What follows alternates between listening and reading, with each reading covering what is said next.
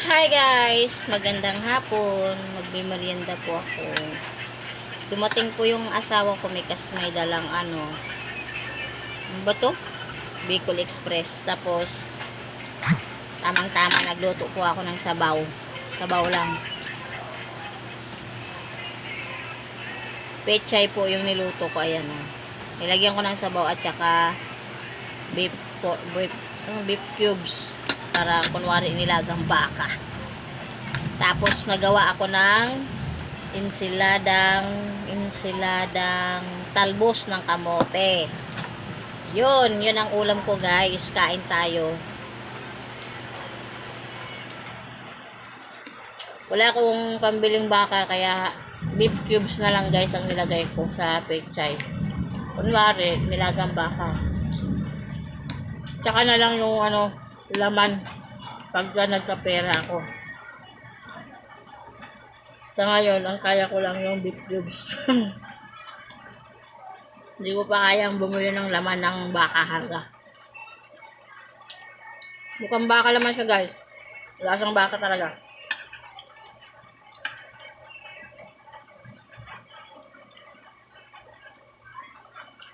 So guys, pakita ko sa inyo yung ginawa ko insaladang kamote. Insaladang talbos ng kamote.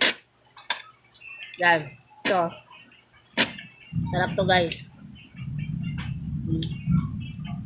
Ganito yung ginagawa ko kapag wala akong ulam.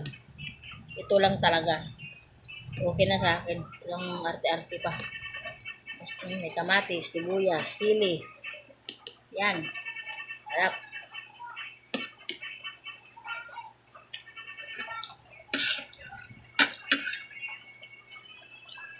Swak na yung ulam.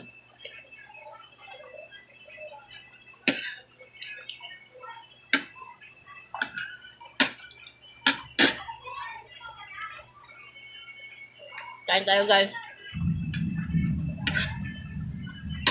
Yung ulam ba kayo ng mga ganitong ulam guys?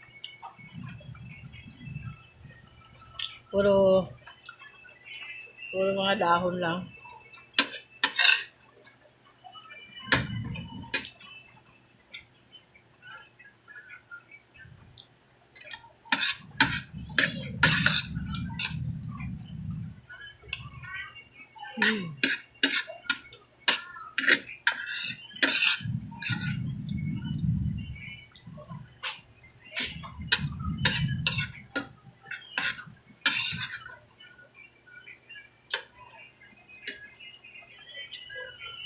Ubos ko rin yung kanin ko guys. Kanina pa ako nakain guys. Pangalawang sandok ko na to. Kasi nung kumain ako kanina, hindi pa luto yung niluluto kong sabaw. Tapos,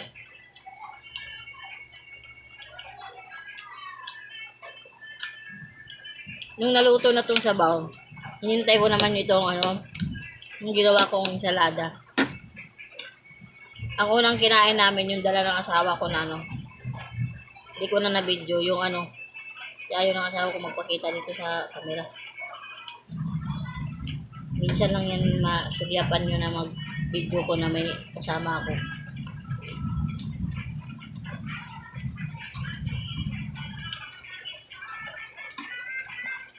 Inuna namin kain kanina pagdating niya yung natira niyang ulam galing sa biyahe. May ulam siya ng dala. Bicol Express. Kumain siya nung natikman ko, okay naman ang lasa, kaya kumain din ako, nainggit ako. Habang hinihintay ko pa yung ginawa kong sabaw at saka yung ensalada, kumain muna ako. Nung naluto, nagsandok ako ng sarili ko, tapos kumain na rin ako talaga. Yan. Uy! Ano nangyari sa'yo? Ang kukulit ng mga aking mga dugi-dugi.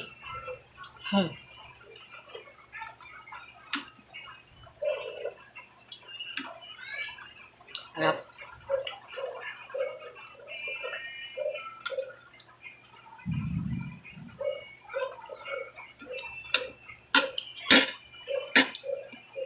Mamayang gabi kakain ulit ako. Naulan dito sa amin guys. Sa inyo naulan ba?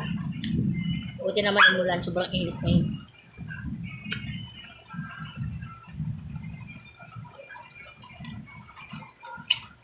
So guys, hanggang dito na lang yung aking video. Tapos na akong kumain. Hindi ko na kayo isasama sa aking paghugas. Bye bye guys!